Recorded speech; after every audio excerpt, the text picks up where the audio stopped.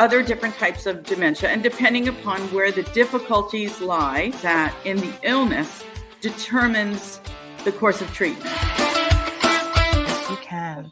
All you have to do is want to do it. Yes. Want to be it. When you set your mind to it, and this is who you are, and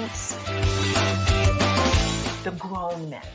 We have the youth that we need to mentor, and we need to inspire, and we need to motivate. But I know, as a recent conversation between you and I, that you're also in the business of motivating grown men. Through that, I'm supposed to see God in it at every turn. So me going to the Sea of Galilee was to remind me of that, to refresh myself of that.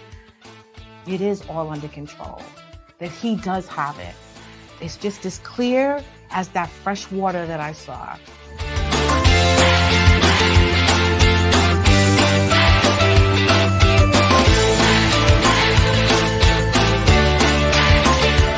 You're Our Unity, hosted by LeShawn Walker, Tuesday nights, 6 p.m. EST. Welcome, everyone, to Your Our Unity, a show that wishes to spread a spirit of peace and love in the world, one conversation at a time. We want to encourage you to soar in 2024.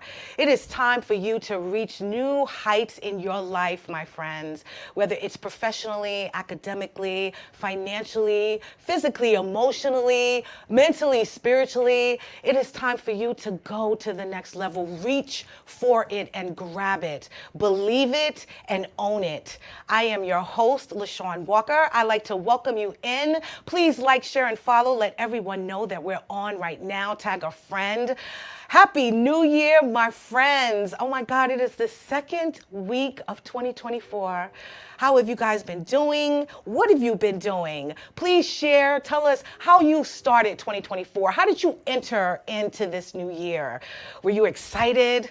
Were you feeling a little trepidation? Optimistic? Are you happy that you're in a new year? Because I will tell you that I am. 2023, the last 3 months, it literally kicked my behind. So now in 2024, I have this new energy.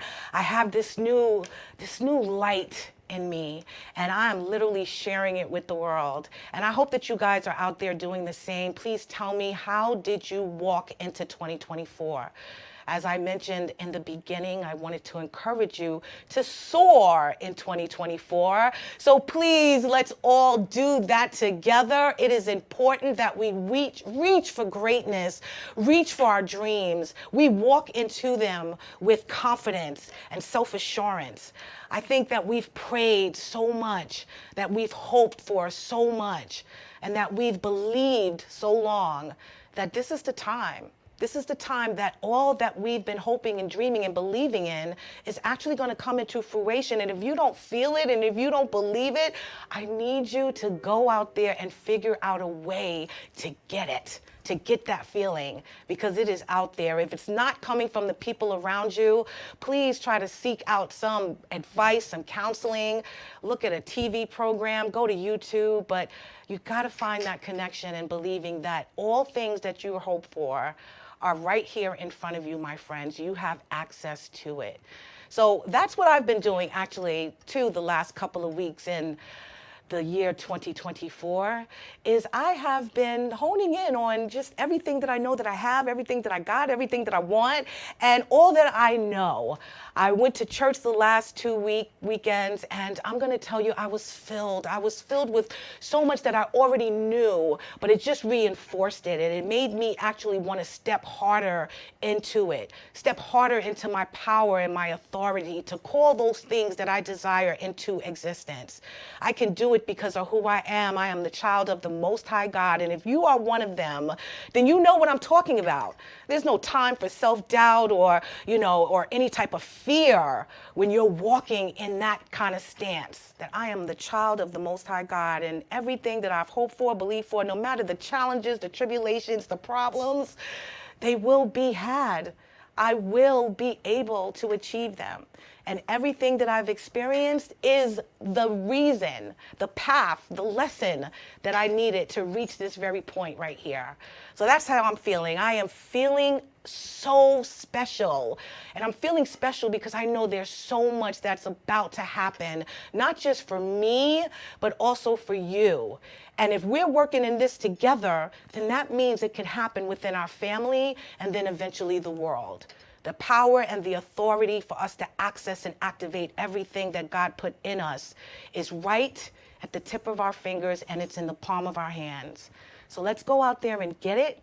And I want to share with you someone who's actually going to go with us on this journey as well, on how we can activate our power and authority. I want to speak to this amazing young lady who has been in my life for quite some time now about the importance of us knowing what we have inside of us and how we can utilize it to achieve all of our dreams, and then obviously spread that we have inside with others in the world. So the title of the show is Activate Your Power and Authority. And we're going to be speaking to the beautiful Reverend Dr. Casey Jones. Reverend Dr. Kimberly Clemens Jones, affectionately called Casey, is a multifaceted individual whose journey has been marked by a profound commitment to spiritual guidance and transformative growth, holding both master degrees in counseling and divinity, as well as a doctorate in ministry with a concentration in prophetic activism and womanism. Her path has been one of deep exploration and service. A Connecticut native, Dr. Casey's journey has seen her emerge as a preacher, author, coach, and soul care specialist. Her calling extends beyond conventional boundaries, encompassing roles as a ministry consultant and an advocate for those striving to reach their fullest potential.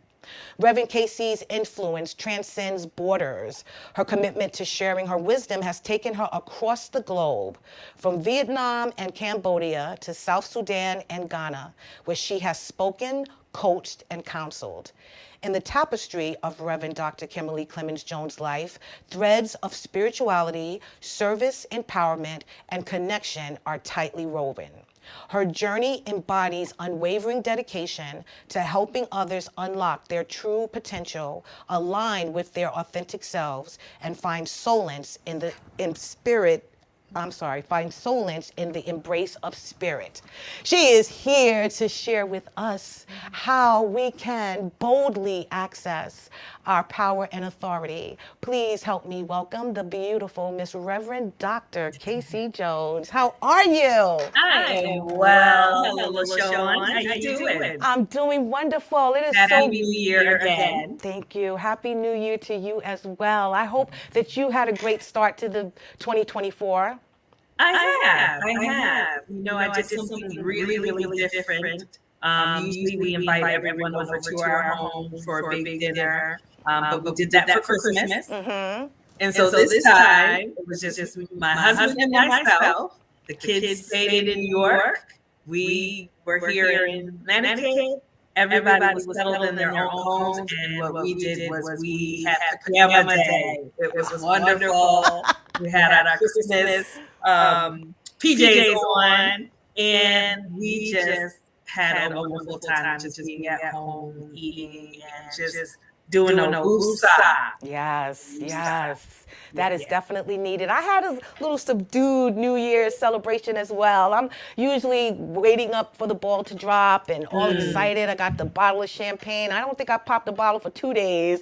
And I kind of just, let the moment happen, but not, get all involved with the hoopla and the nonsense. I just really just sat in the moment with my daughter and my husband and the dog, and just was like, Happy New Year. We made it. We did it. We're here. We made it.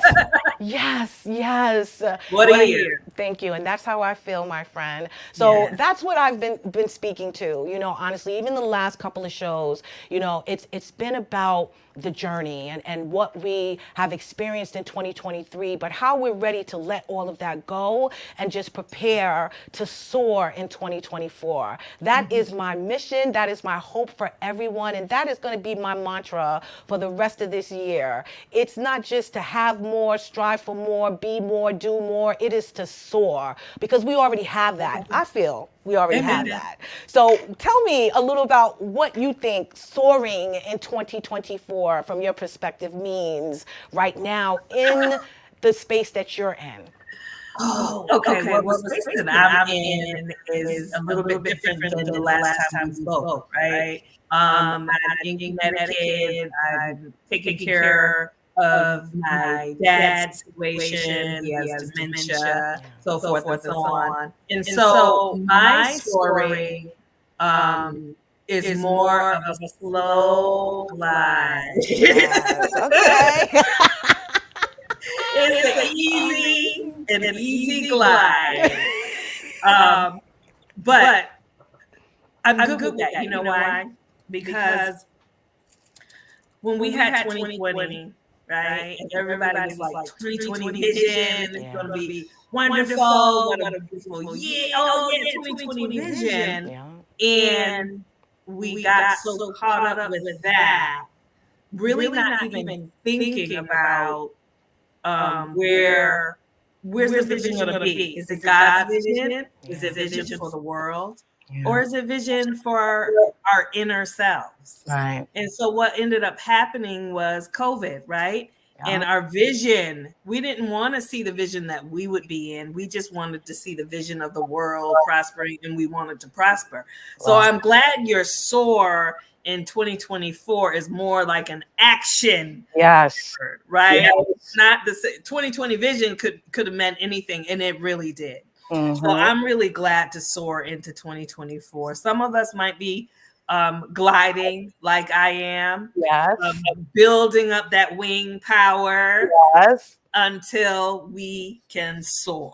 Yes. So I'm really excited about 2024. Yeah, I am too. And I agree with you. But first, I want to congratulate you, because in 2023, you received your doctorate. That's why we're calling you Reverend Dr. Right. Jones. Tell us a little about that experience. I'm so proud of you, excited for everything that you're going to accomplish now. And in this, it's for prophetic activism, correct? Yes. Prophetic activism from the cross to the community. And my specialty was womanist theology, really talking about women and how important social networks are for women. And they call them women-centered networks. And so that's what my work was on. Rizpah, Ida B. Wells Barnett, Mamie Till, and how they basically had their people around them in order to support them. And they were prophetic activists by going out and saying what needed to be said. It didn't matter if they were afraid or not. They had courage and they did what they had to do. And they brought generations of people behind them because they were courageous. Yes. So that's what my work is about. I am currently working on a book based off of my project. Nice. And about women, of course. Yes. And how we soar together. Yeah, I love that. I love that. Well, that's what we're speaking about is soaring together. And you mentioned something I think that's very important for us all to see. In 2020, you're right. It was 2020 vision in the year 2020. Like we were all supposed to see something. And we didn't clearly know what it was we were supposed to see, but that was supposed to be the idea that something was supposed to be revealed to us in a clearer vision. And I feel that actually happened. It did happen. It really, really did. Totally not what we expected. And that's why I think as we go into 2024, I mean, because we've kind of been in the whole COVID thing, 2021, 22, ending in 22, still out there, but on the down slope. And 2023, I think we all came back with a vengeance. Right? now that we've been at home, we've learned, quote unquote, our lessons from COVID. You know, we're better people. We're going to hit the ground running in 2023. And a lot of us ended up burning out. Yeah. In realizing that the things that we learned during COVID, we didn't continue to carry with us. Correct. Because we dropped it. We're like, okay, good, 2023, new year, let's do it. Yeah. But there's still those lessons from COVID that we should be holding really, really dear to us. I agree. And the biggest thing is to look inward and stop looking outward at what the world is doing. Don't be jealous of what somebody else has going on, because partnership and community is like the biggest thing for 2024. We really have to rely more on each other. Yeah, I agree. I really look inside. Like you're talking about the we have the authority and the power within us, right? I feel that we have God's divine spark within each and every one of us. Yes. And so our bodies and our souls have to kind of keep up with that. So basically what you were doing at the beginning of the show, you were prophesying and you were saying, this is what's going to happen and we're going to do it. You were igniting your spirit. Yes. And that's what we need to do. But you got to go inside to do that. Exactly. And honestly, I feel for a lot of people, which is why I think, you know, the ones I've spoken to within the last couple of weeks that are feeling the same spirit and the same fire that I'm feeling right now is because of 2023 being just that, what you said, you know what I mean? And it was going inward. It was us trying to dig out, you know, every little thing, unpack all of the weight and the nonsense and the sadness and the fear and even the garbage that we probably put inside ourselves and just wanted to keep it there. It was that moment for us to sort of go inward with that and then pull it out so that we can see clearer, we can believe better, we can have stronger faith, we can just be fearless in our actions. And I think that it took a lot of getting beat up in 2023 for us to realize that for 2024, that it's the weight is now gone. That's why I feel like I can soar.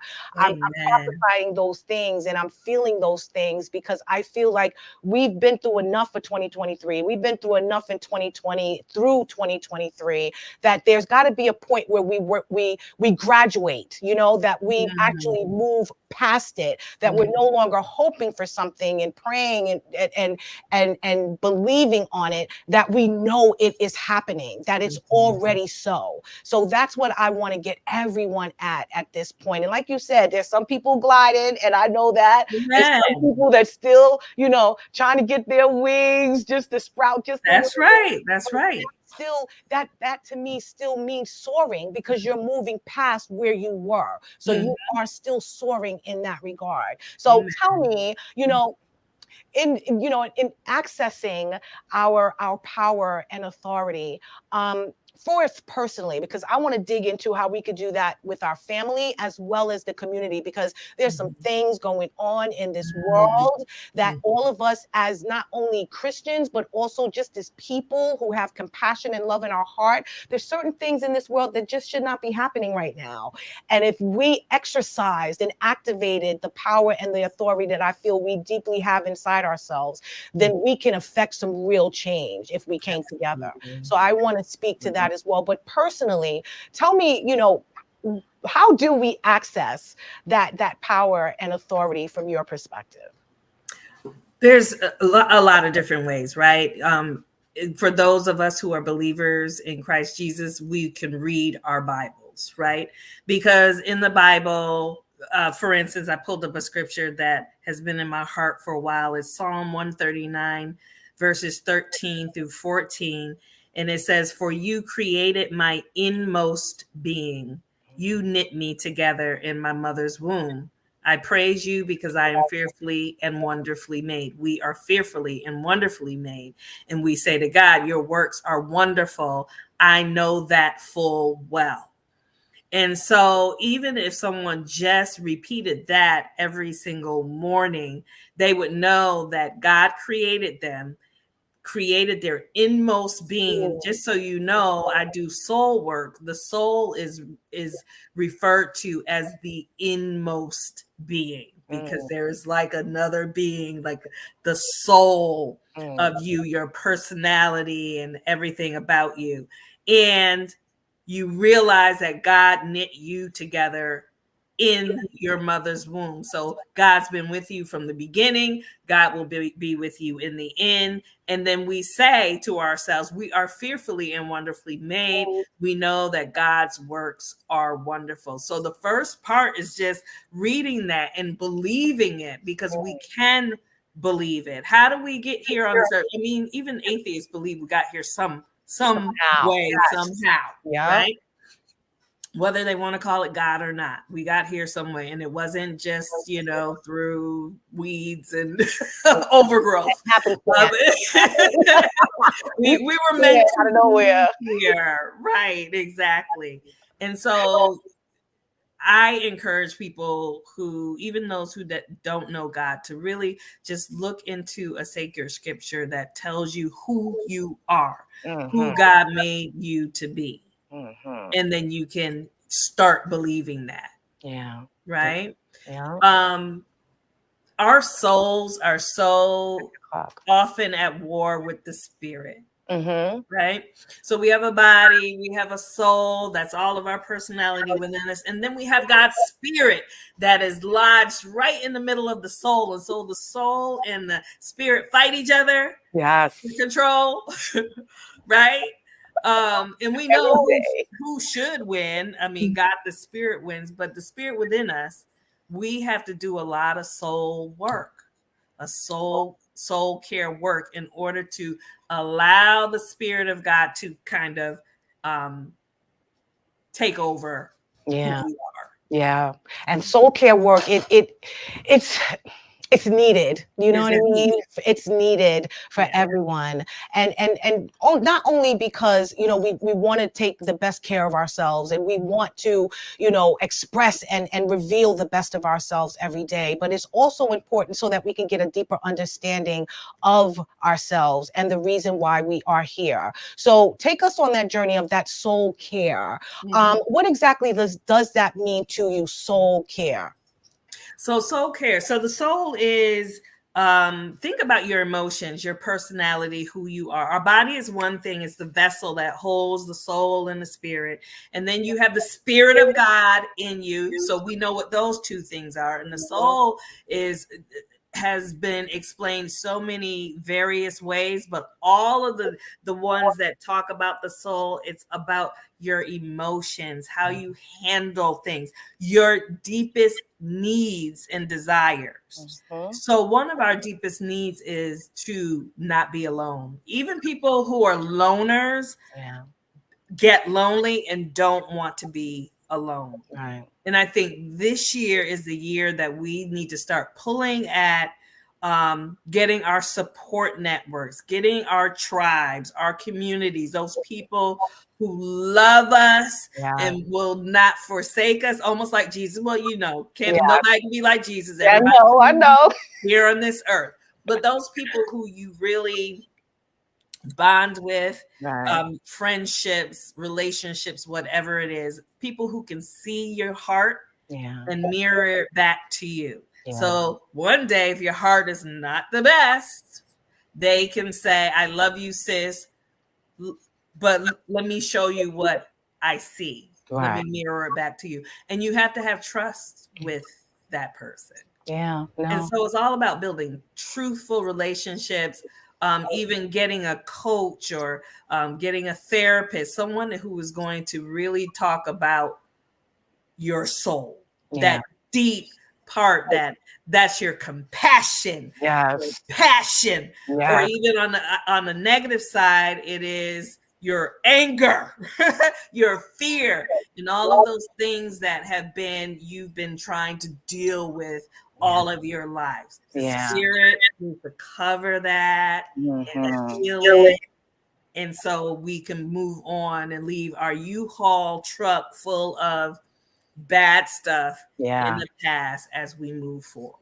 Yes, I totally agree. We speak a lot, about God, and I'm a believer. I actually I hang around and fellowship with a lot of believers, but I know that there are non-believers out there. And as you mentioned, even atheists have to believe that we came somehow to be, and it wasn't just, happenstance. But for the non-believers out there, because I know that there's, people who are atheist, agnostic, that they still have kind hearts. They're still compassionate. They still want the best of themselves and for others as well. How do you teach them that same thing? I mean, we're connected to the Father, so we feel that, and the soul care can be a little easier to kind of receive and to have. But for the non-believer, what does that look like, or how can it be had? So here's the thing about soul care. Whether you're coming from a Christian perspective or not, these are all emotions that all of us have, right? The good and the bad. We all have souls. We have soul work to do, to change and be able to grab on. So we, as Christians, we call it God's spirit. And a non-believer might just say, I want joy, I want peace, I want happiness, right? Not knowing anything about God. Right. And that's why community is so important, because within a community of believers, those people will be exposed to the word of God and find out that, wow, God really is my joy, my peace, my happiness, because I don't have to be joyous or happy in order to have God's joy. Right. So I would say to those people, and I have clients who are non-believers, and we do soul care because everybody has a soul. Yes. Now, it could be hampered with much negativity, or it could be light and fluffy like you, and which is easier to, grab onto God's vision for ourselves when it's like that. But there's still, people are people. Yeah. People are people. Yeah. And we're all striving for the same thing. I think if you're a Christian, then it's just maybe a little bit easier. Maybe a little bit easier. Yeah. Maybe not. Though. Yeah. Depending on your journey. True. Exactly. So we spend a lot of time talking about, the non-believer. How can we get them to come over to the light side, right? But we're not thinking about yesterday when we were not in the light side. Yeah. True. That is so true. Right. So it's like, take that log out of our own eyes. And they also, I think, people who might not be believers, being in community again, even if it's, you think about Palestine and Israel, if you could just get some folks in the room together. Yeah. Yeah. And people learn from each other. Yes. Yeah. It's what, Christians are great. I love Christians. I'm a Christian. I'm a minister, but we still have so much to learn. We do. From other people, as they, I'm sure, have to learn from us. So I try not to take the stance of I know it all, because I don't. Yeah, no, I totally get that, and I feel it too. It's like, I'm tired.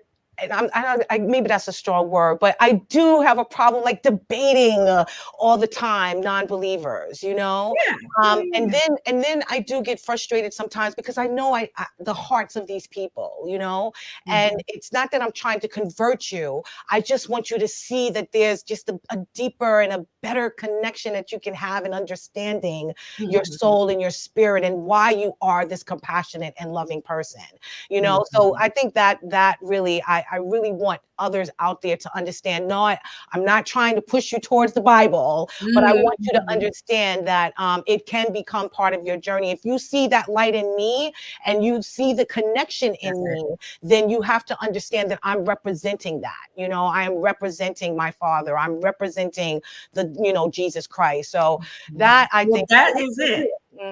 That is it right there. Who are you showing up as Yeah. to these people? Yeah. And can they believe that you are who you are, authentic, and that you're allowing God to use you, and that's why you can be who you are? Yeah. And I think that's more than just putting the Bible and making them read the scripture. What's the known saying? It's about how we walk is really, we're the Bibles, how we walk, so people see how we're reacting to things, so forth and so on. Right. And then people say, oh, well, says she's a Christian. Yeah. Maybe I should go to her church and see what's going on. Exactly. Well, I'm hoping that everyone will sooner than later realize that, because if 2020 didn't teach us anything, it was something is out there bigger than ourselves, you know, and that we're not in control of everything, and that we should have, you know, taken that moment and that time to get a deeper connection with God, and also with our soul, to give ourselves that soul care that we so desperately need, so that we can affect that change within ourselves as well. Let me ask you, in terms of now, you know, we're putting in the work, where, you know, we're definitely building our spiritual strength. We are believing on those things that we don't see. We are battling those challenges and those tribulations, you know, with just, you know, the power and the strength of God, and knowing that we're going to be okay and we're going to get through it. But how do some people, if they don't know, you know, how to access him and the power that we have in us, how do we learn how to get there, or what role do we take to get there, or is there like 4 steps that you could just share right now? Ha! Really? Wow. 4 steps. No. Dr. Casey Jones. Yeah. No, that's a hard question. I know. That's a real hard question. Yeah. Because there have always been non-believers in the world and believers in Christ in the world, right? So it's like we all think this, as being a pastor, we think about evangelism and how, you know, we need to go out and find the lost. And sometimes the lost, right? I hate that word. I think you heard me say that before.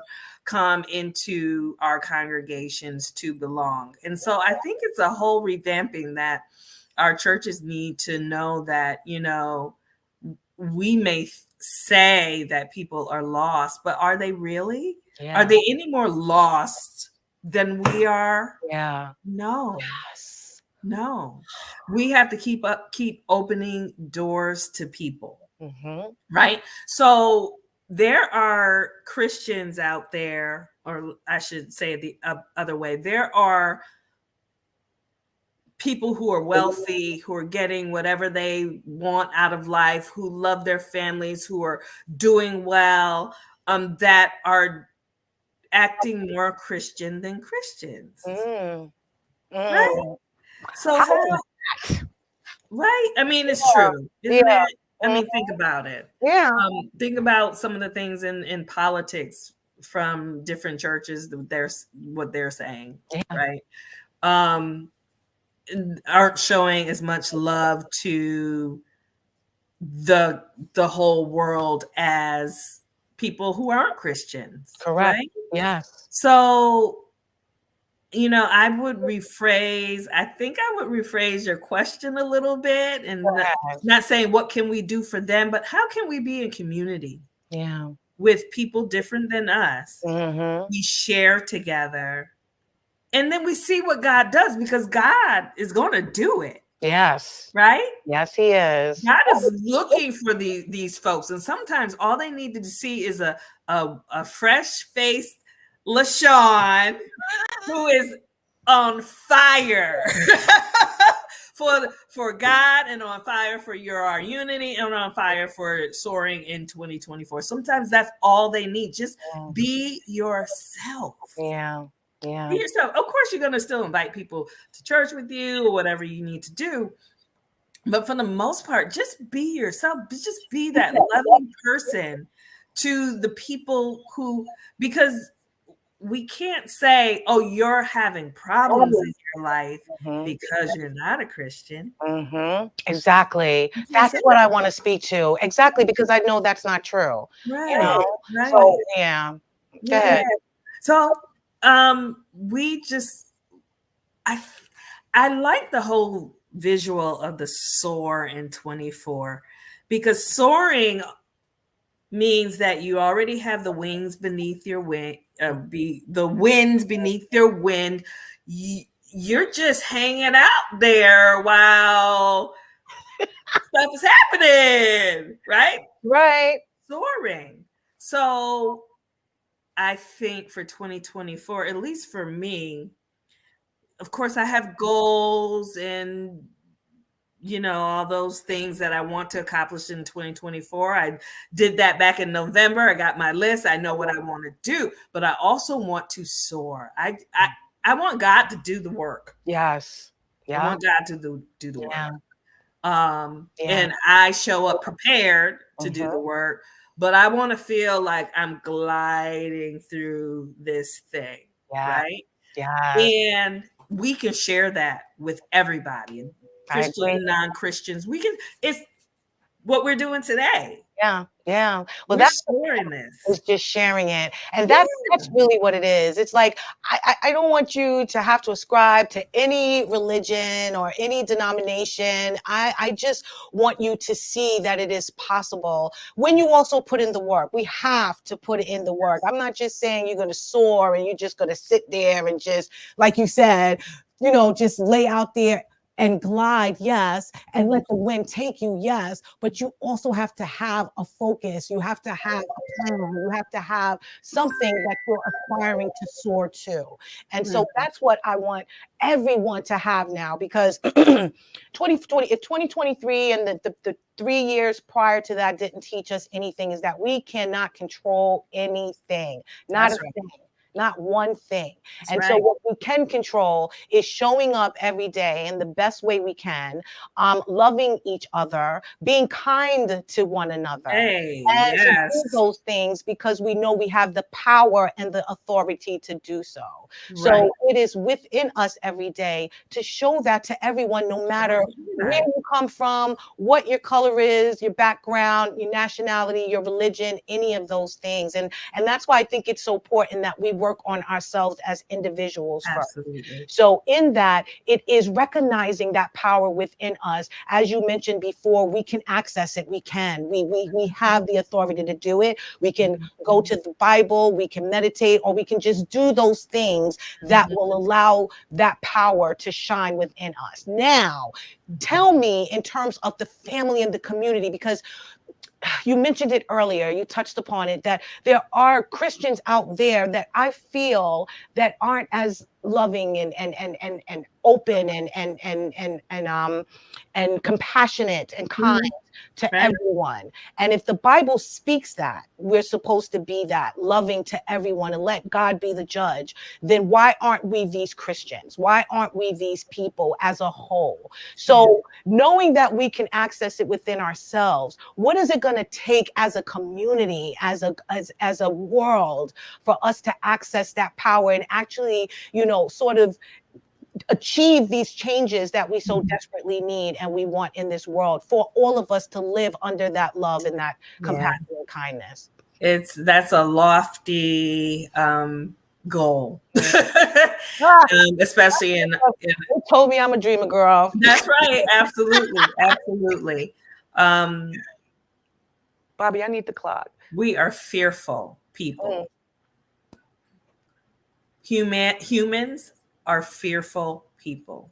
Anything that is going to throw us off of what we learned when we were 2 years old, even though it's not right, or how we were raised and what household we were raised in that looks differently than somebody else, our fear is going to rise up, and we have to get past the fear of, one, I think, learning new things, because some of us are so stuck in the way that we learned something, including the Bible, when we were in Sunday school from a teacher who probably didn't know too much anyway. So we can't stop learning, right? Because the more educated we are, and I'm not meaning formal education, I'm just reading a newspaper, doing some, learning about a new culture, right? Or traveling to a different part of the world to see that it's not only about where we sit in our kitchen. Yes. I think once we expand who we are, then and only then will we be able to sit down with someone so totally different than ourselves and say, wow, I like you. Yeah. So you hear all these stories on the television. You've seen the plot line where there's two factions or even just two people who somehow come together and they're completely opposite. And then all of a sudden they're eating together and they're loving together and they have the same problem with their child that this person had with their child. And it goes to show you that however you get together and you start sharing some of those similar things that you have in each other's lives, you can bond together. Yeah. And so when issues of race or sexuality or religion or politics comes together, you still be like this. Yes. Like this. Yes. But you still respect that person. Yeah. And so I feel like the only way that we can do that is to really have venues and opportunities. And I think you're doing it here with Our Unity. I think that's one of your goals. Yes. Is to get people to listen from different perspectives and get to know each other. Yeah. Right? Yeah. Not just assume that they know everything about a Black person or a Latino person or even white person for that matter. Yeah. No, you're absolutely right. That is the goal. And I think I wish it was that simple, but I really feel like it is, like, to get these people from various backgrounds and even beliefs, and even if you don't believe and you don't even like the person, you like the feeling because you don't like the person, to just put yourself in that room with that person, put yourself in that room with that community. And I've seen it happen a million times, Reverend Casey. Sometimes even the people I know, I didn't really realize they thought the way they thought until we're discussing a specific topic, and it usually is religion or politics, those hot topics. But prior to that, we connected on so many other levels that those things didn't matter. Why is it now, in your opinion, that religion and politics and who you go to bed with and who you love, why is that all of a sudden a hot topic for everyone? And I know you said fear, when people, are afraid of what they don't understand, that, obviously they have fear in it. But why is that? Why is this going on right now when there's so many Christians in the world, girl? Well, it's always been going on. This is like, when you said that, I was like, wait a minute. Nothing new. This is nothing new. It seems worse to me. It really does. It has always been going on. It just seems more dire to me now, in my lifetime. In my lifetime, and it's saddening. It saddens me so much because, again, I see it, whereas people that you've known for 20 or 25 years. And now all of a sudden, because of your political belief or because of your religious belief or because you love someone who's transgender or their sexuality or whatever their sexuality is now a problem. Why is that a problem now? Is it because now it's more prominent? People are speaking on it. There's conversation, there's topics, but why is it, from your perspective, so in the spotlight now, so much of a hot topic? Again, I don't feel like I feel like it's the same.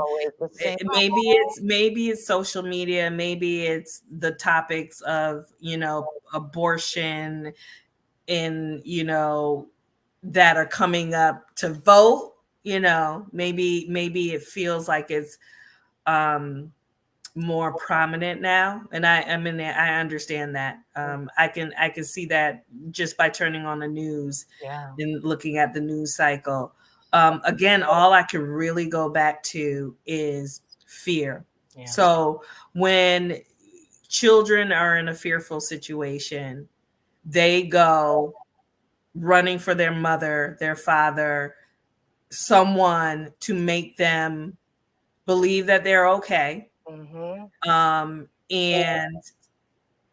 that's who they go to. And adults do that too. Right. We might not have mommy and daddy to rely on anymore, but we have their values, their morals. And then we hear people in politics who spoke the same language as mommy and daddy. And that is comfortable. Yeah, I get it. It's comfortable. Yeah, yeah.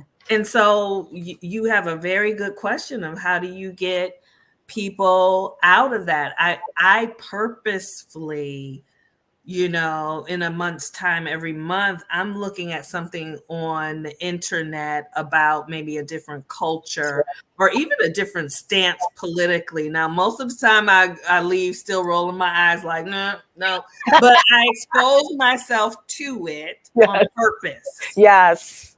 Yep. This morning, it was on one of the morning shows. Someone was talking about brushing, they're right-handed, but brushing their teeth with the left hand to, because your neural pathways, you're mixing up your neural pathways and it makes you stronger when you do something the opposite that you're not used to doing. That's what we all need to do. We can't just stay in our little bubble, and pretend that we know it all. Yeah. Or that those people are just wrong. We can't do that. We have to be courageous. Yes. And we aren't. We're fearful. Yeah. Yeah, no, I believe that. That's why I was hoping that we could, somehow, some way use this opportunity this year, especially to break out of that, with everything that's going on in this world and the children that we have coming up behind us. You don't want them to grow up with that same fear. And you don't want them to suffocate with that fear as well. And I feel right now, I know you said it doesn't feel any different, but it's suffocating to me. It really, really is. Yeah. And when I have to, listen to conversations now that aren't necessarily of a love and kindness, but of what I want and what I need and what you're supposed to give me, it's stressful, and it's hurtful. Yeah. That there's people out there that think that they're more important than everyone else. So yeah, it's just, to me, it's accessing, the power and the authority in ourselves to not only, change who we want to be, but also affect that change outside of us. And I think it has a lot to do with what we're sharing, what we're speaking, what we're spreading, how we're showing up to people. We have to radiate, the light within us with the rest of the world, no matter where they come from and what they look like and who they believe in. And hopefully, that'll inspire them to want to come into our space and get up under our light so that they can understand why we feel the way we feel and why we have the love that we have for everyone inside of us. I think that is so important. It's scary to me to think that it could get any worse. So I'm hoping that everyone out there takes the opportunity to soar in 2024 in every aspect of your life.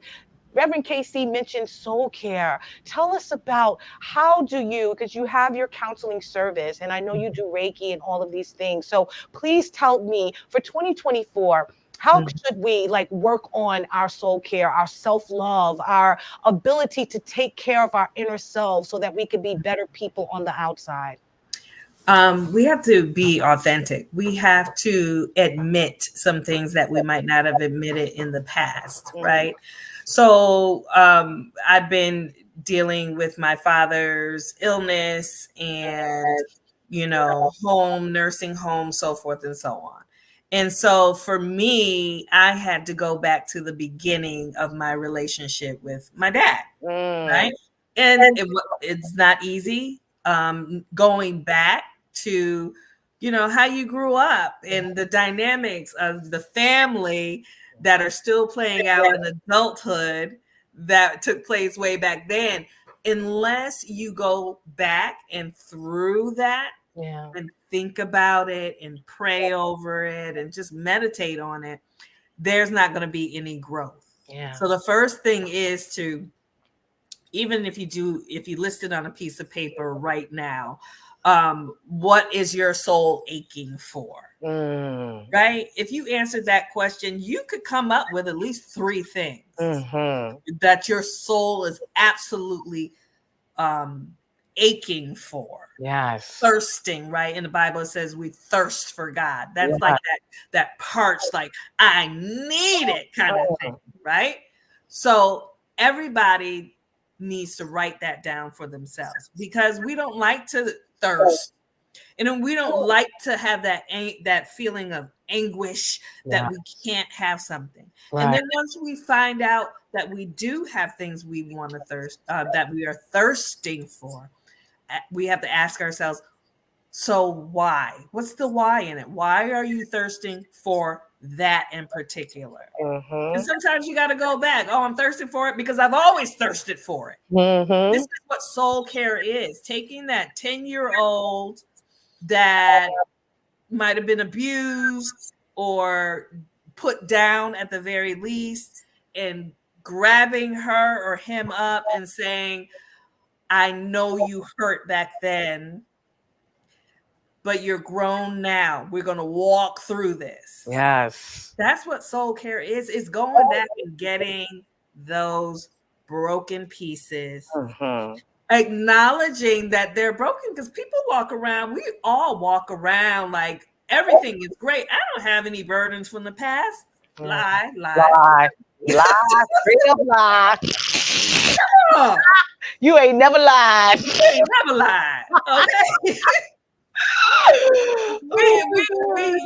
Some people don't even think they have one thing, and when they sit down and I help them, guide them through it, it's like, oh yeah, I got like 12 things. Which one should we talk about first? But that went from, oh, nothing's bothering me. No, I got a great life, and no, we all have little LeShawns, little Kimberlys that need soul care. Yeah. And for us to walk upright, bold, and soar in 2024, we got to go back and get 6-year-old Kimmy. Yeah. And say, honey, I love you.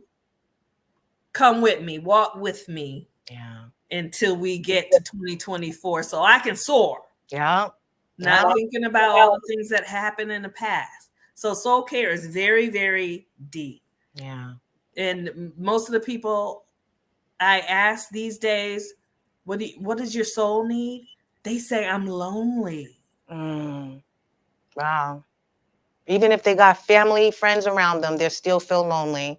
Yeah, it's the inner self. Inner is important. So why do people go out and sleep with everybody? Because they don't want to feel lonely. Why do people start drinking? Because they feel lonely and they're trying to quench. So that's a big deal. That you have to go back a little bit. You can tap through it. I do EFT tapping. Go back a little bit and see where that is coming from, and then go and heal that place. Let God heal that place. Yes. Because remember, each one of us has God's spirit within us. It's already accessible. It's already there. Yeah. But we're not utilizing it. No, we're not owning it. And we're not owning it. Yeah. I think that's most important too. It's in there. We all just have to own it, and we have to use it. And honestly, I don't understand why we have to go through so many, hits, and bumps and bruises, and before we realize it, but we have to own it. I think that is so important. We have the spirit of the power of the authority authority of the access of God, every last one of us in us. We just have to own it. So I love that. I love that you say that the soul care is really unpacking a lot of that, going back to the little girl in you, the little boy in you, bringing them along on this new journey and teaching them new things, because that's really what it is. You are, reprogramming that little person and bringing them on this journey. Oh my God, Reverend Casey, you have been amazing. Time is winding down. I want you to tell me real quick before we go, soaring in 2024, as we've mentioned, so very important. What would you like to leave us with in regard to that? I would leave that it's okay not to yet have your wings to soar, but that you work every single day. Do something every single day so that that wing can pick you up and help you to soar. Doesn't have to happen by January, 10th is tomorrow, because we always think that if it doesn't happen by the 10th, 11th, 12th, 13th, or by February 28th, that we're wrong, we did it wrong, we give up because we're no good. Whatever that talk is in our heads. Give yourself time. Every day you work toward it. Every day you work toward it. That's right. And I guarantee you, I'm gonna say it, by March, all of us are gonna be soaring. All of us by March are going to be soaring. Amen. That doesn't mean that you're not going to have some hiccups along the way or after that. It doesn't mean that, you just can give up working or whatever, but you will be soaring. Amen. You do something every single day. I receive it. I believe it and receive it. Thank you so much. We're going to put up your information real quick. You can reach her at Restored Life Group and Community Healing and Caring Center. That is the Reverend Dr. Casey Jones. Thank you so much for being here. She's also welcome. on the program, so please follow her as well. So we're going to get real quick to the Dare to Be You. And the Dare to Be You. No matter what is against you, it is no match for the power and authority he's given you access to. There may be armies standing against you, but they're only waiting to become an unwitting witness to the overcoming power of God and the overriding ocean of his grace. And that is what we wish and hope for you, is to just keep moving, keep pressing forward, keep believing, keep radiating that light that God has instilled in you. You have it. You have everything that you need. You are fully equipped. You just need to own your power, activate that authority, and just access his beauty, his glory, his love within you, and use it so that you could share it with the rest of the world. I'd like to thank you guys so much for being here. Thank you, Reverend Casey Jones, for being here as well. We're going to end it. Thank you so much. We're going to end it right here and say that peace and love is in the palm of our hands. So let's go out there and be some love, give some love, and share some love. We'll see you next week on You're Our Unity. Thank you so much, Reverend Casey. I love you. Have a good night, everyone. Good night.